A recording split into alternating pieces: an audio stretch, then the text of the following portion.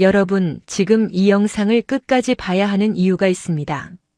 작년 서울에서만 1200명이 넘는 부모가 가족 없이 홀로 생을 마감했습니다.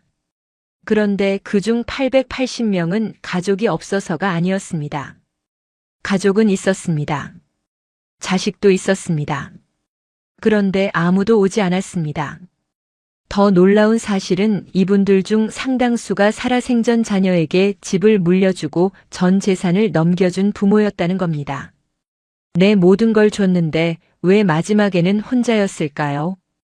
혹시 여러분도 자녀에게 집을 넘겨주셨거나 지금 그걸 고민하고 계시다면 이 영상 끝까지 꼭 보시기 바랍니다. 여러분의 노후가 걸린 이야기일 수 있습니다. 오늘 이야기를 시작하기 전에 조금은 마음이 불편할 수 있는 질문 하나 드리겠습니다. 지금 여러분의 자녀는 어디에 있나요? 혹시 다 커서 제 갈 길 같다는 뿌듯함 뒤에서 울리지 않는 전화기를 물끄러미 바라보신 적은 없으신가요? 마지막으로 자녀와 마주 앉아 따뜻한 밥 한 끼 먹은 게 언제인지 지금 바로 떠오르십니까? 여러분의 마음을 불편하게 하려는 게 아닙니다. 오늘 우리가 마주해야 할 가장 아픈 현실이 바로 그 조용한 거리감에서 시작되기 때문입니다. 수도권의 한 요양원에서 일하는 사회복지사가 이런 말을 했습니다. 요양원에서 가장 가슴 아픈 건 어르신들의 병이 아니라고요. 면회 오는 날도 아닌데 혹시나 누가 올까봐 복도를 향해 고개를 돌리는 그 간절한 눈빛이라고 말입니다. 그런데 그 눈빛의 주인공들에게는 공통점이 하나 있었습니다. 살아생전 자녀에게 집을 줬거나 전 재산을 넘겨줬거나 가진 모든 걸 쥐어줬다는 겁니다. 그리고 지금은 빈손으로 그 차가운 복도 끝만 바라보고 계십니다. 이게 남의 집 이야기로만 들리시나요? 이미 자녀에게 집을 넘겨주신 분도 계실 테고 지금 그걸 고민 중이신 분도 계실 겁니다. 그 느낌 정확한 겁니다. 보건복지부 통계를 보면 2023년 기준으로 전국 노인 요양시설에 입소한 어르신은 약 24만 명에 달합니다. 고령화가 빨라지면서 요양시설과 돌봄 수요는 눈에 띄게 커졌고 지금도 매년 수백 개씩 새로 생겨나고 있습니다. 그런데 여기서 많은 사람들이 놓치는 숫자가 하나 있습니다. 2023년 서울에서만 무연고 사망자가 1218명 발생했습니다. 무연고 사망자란 쉽게 말해 세상을 떠난 뒤 시신을 거두어갈 가족이 없는 경우를 말합니다. 그런데 더 놀라운 건 이 숫자의 안쪽입니다. 1218명 중 72.5%, 즉 883명은 가족이 없는 게 아니었습니다. 가족이 있었지만 시신 인수를 거부하거나 외면한 경우였습니다. 가족이 있었는데 그 가족 중 누구도 부모를 찾아가지 않은 겁니다. 이게 1년에 서울에서만 벌어지는 일입니다. 전국으로 넓히면 그 수는 훨씬 더 많아집니다. 여기서 잠깐 생각해 봐야 합니다. 이 883명 중 얼마나 많은 분이 자녀에게 재산을 물려주셨을까요? 자식을 믿고 집을 넘겨줬을까요? 정확한 숫자는 알 수 없지만 오늘 이야기를 끝까지 들으시면 그 연결고리가 어떻게 이어지는지 이해하게 되실 겁니다. 많은 분들이 이렇게 생각하실 겁니다. 설마 우리 자식은 그러지 않겠지. 우리는 관계가 다르다고요. 그 믿음이 정확히 어디서부터 흔들리기 시작하는지 지금부터 짚어보겠습니다. 우리나라 60, 70대 어르신들에게는 공통된 문화적 관행이 하나 있습니다. 자녀에게 살아생전 재산을 미리 넘겨주는 겁니다. 이걸 증여라고 하는데 증여란 내가 살아있는 동안 내 재산을 자녀 이름으로 바꿔주는 행위입니다. 상속은 내가 세상을 떠난 뒤 물려주는 것이고요. 왜 이렇게 할까요? 보통 두 가지 이유입니다. 하나는 세금을 아끼려는 현실적인 이유고 다른 하나는 더 깊고 인간적인 이유입니다. 이렇게 해두면 자녀가 내 노후를 잘 챙겨줄 거라는 믿음입니다. 집을 줬으니, 아파트를 줬으니 그 은혜를 갚는 마음으로 늙으면 잘 돌봐주겠지 하는 마음입니다. 이 마음은 전혀 이상한 게 아닙니다. 오히려 자연스럽고 인간적인 마음입니다. 우리 세대가 살아온 방식이 그랬고, 우리 부모님도 그렇게 하셨고, 주변에서도 다들 그렇게 했습니다. 그게 당연한 흐름이었습니다. 그런데 이 믿음에는 치명적인 맹점이 있습니다. 재산이 이전되는 순간 그 재산에 대한 권리는 완전히 자녀에게 넘어갑니다. 부모는 더 이상 그 집의 주인이 아닙니다. 등기부에는 자녀 이름이 올라가 있고 부모는 법적으로 세입자보다도 더 불안정한 위치에 있을 수 있습니다. 그리고 이 순간부터 협상의 주도권이 완전히 뒤집힙니다. 물론 자녀가 선의를 갖고 있다면 아무 문제가 없습니다. 하지만 인간의 마음은 생각보다 복잡하고 사람의 환경은 시간과 함께 바뀝니다.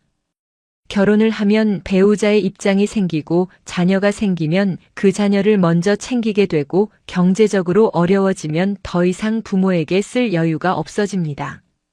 한 가지 사례를 소개하겠습니다. 60대 중반의 한 어머니가 있었습니다. 남편을 일찍 여의고 혼자 아이 둘을 키워냈습니다. 힘들게 마련한 아파트 한 채가 전 재산이었는데 큰아들이 결혼할 때 그 아파트를 큰아들 명의로 바꿔줬습니다. 대신 함께 살기로 했고 생활비도 받기로 했습니다. 처음 몇 년은 괜찮았습니다. 그런데 며느리와의 마찰이 생기면서 결국 방 한 칸을 쓰다가 그곳에서도 나오게 됐습니다. 어머니에겐 이제 돌아갈 집도 들어갈 돈도 없었습니다. 통장에 남은 건 얼마 되지 않는 기초연금뿐이었습니다. 이런 일이 어느 집에서나 일어날 수 있을까요? 안타깝게도 법률 상담 현장에서는 놀랍도록 자주 반복되는 패턴이라고 합니다. 수십 년간 이 일을 해온 법조인들이 공통적으로 하는 말이 있습니다. 재산을 다 준 뒤에 배신당했다고 찾아오는 부모들이 의외로 굉장히 많다고요. 그리고 가장 안타까운 건 그 경우 법적으로 해줄 수 있는 게 거의 없다는 겁니다. 왜 그럴까요? 대한민국 민법에는 자녀의 부양 의무가 명시되어 있습니다. 직계 혈족, 즉 자녀는 부모를 부양할 의무가 있습니다. 그런데 대법원 판례를 살펴보면 성년 자녀의 노부모 부양 의무는 이른바 2차 부양 의무로 분류됩니다. 2차 부양 의무란 자녀 자신의 생활을 유지하고 여유가 있을 때에만 부양 의무가 발생한다는 뜻입니다. 자녀의 생활 여건에 따라 부양의 범위나 수준이 현실적으로 제한될 수 있다는 해석이 나올 여지가 있는 겁니다. 게다가 부양 의무를 이행하지 않는다고 해서 자녀를 바로 처벌하거나 강제로 돈을 내게 할 수 있는 수단도 현실적으로 매우 제한적입니다. 부양료를 청구하려면 법원에 심판을 신청해야 하는데 자기 자식을 법원에 데려가는 부모가 얼마나 될까요? 몸도 불편하고 경제력도 없고 무엇보다 자식에게 남은 마지막 정이 그걸 가로막습니다. 바로 이 마음을 이용하는 구조가 문제입니다. 부모는 감정 때문에 법을 쓰지 못하고 자녀는 그 감정을 알기에 의무를 미룰 수 있습니다. 법은 존재하지만 작동하지 않는 현실. 이게 이 문제의 진짜 무서운 부분입니다. 그러면 재산을 돌려받을 수는 있을까요? 안타깝게도 원칙적으로는 매우 어렵습니다.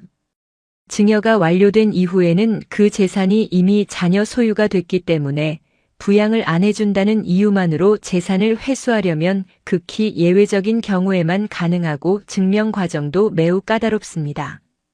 그래서 많은 법률 전문가들은 부양 의무에 관한 조건을 반드시 계약서 형태로 남겨두라고 조언합니다. 하지만 현실에서 부모와 자식 사이에 계약서를 쓰는 경우가 얼마나 될까요? 이게 바로 이 문제의 가장 깊은 핵심입니다. 믿음으로 재산을 줬는데 그 믿음을 지킬 법적 장치가 없는 겁니다. 한 조사기관이 조사한 통계를 하나 소개하겠습니다. 부모 돌봄이 자신에게 부담이 될 것 같다고 응답한 비율이 88%였습니다. 자녀 세대의 거의 전부가 부모 부양을 부담으로 느낀다는 뜻입니다. 그리고 노년의 가족이 자신을 돌봐줄 거라고 기대하는 사람은 10명 중 3명뿐이었습니다. 나머지 7명은 이미 그 기대를 접은 겁니다. 지금 이 영상을 보고 계신 분들 중에서도 속으로는 이미 이 사실을 알고 계신 분이 많을 겁니다. 자식에게 기댈 수 없다는 걸 막연히 느끼면서도 그게 너무 서글프고 인정하기 싫어서 그냥 덮어두고 계셨던 건 아닌가요? 그 마음 충분히 이해합니다. 그런데 이 숫자가 정말 무서운 이유는 따로 있습니다.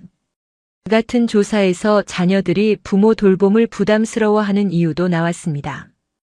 가족이 우울감이나 스트레스를 경험할까봐가 91%, 가족이 경제 활동을 못하게 될까봐가 90%였습니다. 자녀들이 부모 부양을 못하겠다는 게 나쁜 마음 때문이 아닙니다. 현실이 그만큼 각박하다는 겁니다. 결혼도 집도 아이 교육도 전부 돈이 들어가는 세상에서 이미 체력과 경제력이 한계에 달한 30대, 40대가 부모 부양까지 감당하는 게 구조적으로 어려워진 겁니다. 그러면 이게 자식만의 문제일까요? 그렇지 않습니다. 그리고 이게 오늘 이야기의 진짜 핵심입니다. 우리 사회는 수십 년 동안 노후 준비를 가족에게 맡겨왔습니다. 자식이 알아서 해주겠지 하는 구조로요. 국가 복지가 미성숙했던 시절에는 그게 어쩔 수 없기도 했고 효를 중시하는 문화가 그걸 당연하게 만들기도 했습니다. 그런데 그 문화는 그대로인데 경제 구조는 바뀌었습니다. 부모 세대가 노후를 보낼 무렵에는 이미 자녀들이 그 기대를 감당할 수 있는 환경이 아닌 겁니다. 한번 상상해 보십시오. 40대 자녀가 있습니다. 대출이 있고 아이 둘이 있고 직장도 그저 버티는 중입니다. 그런데 70대 부모님이 갑자기 건강이 안 좋아지셨습니다. 간병인을 쓰자니 돈이 없고 직접 모시자니 현실이 안 되고 요양원에 보내자니 죄책감이 듭니다. 이 상황에서 자녀를 무작정 욕할 수 있을까요? 물론 재산을 받고도 완전히 등 돌리는 경우도 분명히 있습니다. 그리고 이게 드문 일이었으면 좋겠지만 현실은 그렇지 않습니다. 법률 상담 현장에서는 이 패턴이 거의 교과서처럼 반복된다고 합니다. 순서도 비슷합니다. 재산을 넘겨준 직후에는 연락이 잦아집니다. 명절에도 오고 생신도 챙기고 안부 전화도 종종 옵니다. 그런데 6개월이 지나고 1년이 지나면서 서서히 달라지기 시작합니다. 처음엔 바빠서 못 왔다고 합니다. 다음엔 아이들이 아프다고 하고 그 다음엔 직장 일이 많다고 합니다. 그리고 어느 순간부터는 전화를 해도 잘 받지 않습니다. 받아도 짧게 끊기고요. 부모는 그 사이 혼자 밥을 먹고 혼자 병원을 가고 혼자 아픈 날을 버팁니다. 그러다 더 이상 혼자 감당이 안 되는 순간이 오면 그때 요양원 이야기가 나옵니다. 마치 그 순간만을 기다렸다는 듯이 아주 자연스럽게요. 이게 평범한 가정에서 평범한 자녀들 사이에서 아주 조용하고 천천히 일어나는 일입니다. 물론 그 사정이 무엇이든 재산을 받고 부모를 방치하는 건 분명히 비판받아야 마땅합니다. 실제로 2026년 2월 국회를 통과한 민법 개정안은 부모를 장기간 유기하거나 학대하는 등 중대한 사유가 있는 경우 유류분을 제한하거나 상실시키는 방향으로 제도를 정비했습니다. 쉽게 말해 부모를 학대하거나 유기한 자녀처럼 폐륜적 행위가 확인되면 법이 보장하던 최소 상속분조차 인정되지 않도록 바뀐 겁니다. 하지만 법이 바뀌어도 이미 재산이 넘어간 뒤라면 어떨까요? 요양원에 혼자 계신 그 어머니에게 그 법이 지금 당장 무슨 의미가 있을까요? 이게 이 문제가 단순히 나쁜 자식 이야기가 아닌 이유입니다. 문제의 구조를 한번 짚어보겠습니다. 부모는 노후 준비를 자식에게 의존하는 형태로 했고 자식은 점점 그 부담을 감당하기 어려운 환경에 놓였고 국가는 그 사이 어디에도 확실한 안전망을 깔지 않았습니다. 그 틈 사이에 지금 수십만 명의 노인이 끼어 있는 겁니다. 요양원에서 혼자 시간을 보내는 어르신들의 가장 큰 고통이 무엇인지 아십니까? 통증도 외로움도 아니라고 합니다. 많은 어르신들이 이렇게 말씀하십니다. 집을 줬는데 왜 이렇게 됐는지 이해가 안 된다고요. 내가 뭘 잘못한 건지 모르겠다고요. 그 이해 안 됨, 그게 가장 가슴 아픈 부분입니다. 왜냐하면 그 어르신은 잘못한 게 없기 때문입니다. 그분이 살아온 시대의 방식대로 그 시대가 옳다고 가르쳐준 방식대로 살았을 뿐입니다. 자식에게 다 줬을 때 노후가 보장될 거라고 믿었던 건 그 시대에는 실제로 그게 작동하는 구조였기 때문입니다. 그 구조가 무너진 건 그분이 결정한 게 아닙니다. 그러면 지금 이 영상을 보고 계신 여러분은 어떻게 해야 할까요? 여기서 분명히 말씀드리고 싶습니다. 이건 자식을 못 믿으라는 이야기가 아닙니다. 자식과의 관계를 거래처럼 만들라는 이야기도 아닙니다. 오히려 반대입니다. 관계를 오래 건강하게 유지하기 위해서 내가 먼저 구조를 바로잡아야 한다는 겁니다. 가장 먼저 해야 할 건 국민연금과 주택연금 같은 공적소득 장치를 최대한 유지하는 겁니다. 주택연금이란 집을 담보로 맡기고 매달 일정 금액을 연금처럼 받는 제도인데 이 경우 집에 대한 권리는 살아있는 동안 그대로 유지됩니다. 자녀에게 집을 주는 순간 이 선택지는 사라집니다. 가능하다면 모든 걸 한꺼번에 넘기지 마십시오. 재산을 전부 이전하는 것과 일부만 남겨두는 것은 내가 느끼는 불안감의 크기가 완전히 다릅니다. 내 이름으로 남아있는 것이 하나라도 있어야 사람은 심리적으로 안정감을 가질 수 있습니다. 그것이 아무리 작은 것이라도요. 이건 단순히 경제적인 이유만이 아니라 내가 여전히 어느 정도 선택권을 가진 사람으로 살아갈 수 있느냐의 문제이기도 합니다. 집을 넘겨줄 생각이라면 전부 넘기기 전에 한 가지만 확인해 보십시오. 내 통장에 최소한 몇 년치 생활비가 남아있는지요. 몸이 아플 때 내 돈으로 병원을 갈 수 있는지요.